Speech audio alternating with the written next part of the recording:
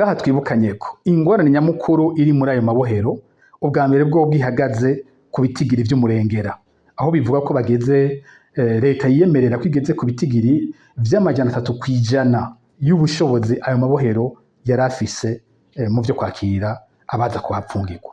Igituma ivyo bitigiri navyo biri hejuru vyubakiye ku karenganyo kari mu Burundi, aho gupfunga umuntu ari ibintu bisanzwe cyane, aho umutegetsi yumva ko akomeye iyo ashobora kuryamika mu munyororo uwo yishakiye. Abantu bapfungiwe ivyumviro vyabo vya politike mu Burundi, indiri z'abantu bapfunzwe ngo bariyamirije ikiringo cya gatatu ca Petero Nkurunziza, kandi na sentare ya Afrika y'ubuseruko yarerekanye ko ico kiringo cahonyora ibwirizwa shingiro. None mu bintu bimeze gutyo, iteka ry'umunyagihugu ryari rihe kiretse kwiyamiriza ico kintu gihamba ibwirizwa shingiro ry'igihugu ciwe? Birateye isoni kumva turi mu gihugu umuntu aheze umunyororo hakongerwa ko umwaka ukarenga uwo muntu atararekugwa. None ibintu bimeze gutyo, ibitigiri bizoreka ko umurengera gute?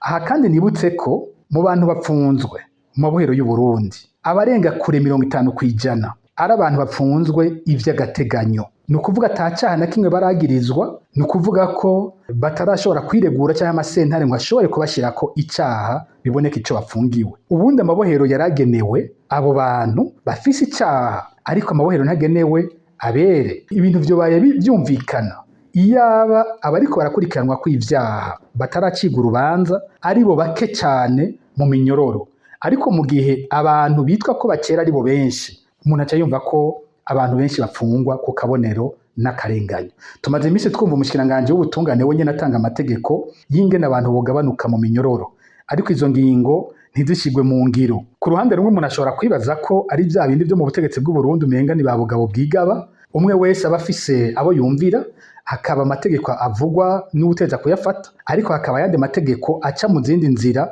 bituma ibintu bidakogwa. Ariko tumaze kubona ibintu bigenda co kimwe mu gihugu cose mu mabohero yose y'igihugu, izo ngingo ntizishigwe mu ngiro, birabisigura ko ariyo ntumbero y'ubutegetsi, niyo ntumbero ihari yo kurekura abantu ntayirimwo.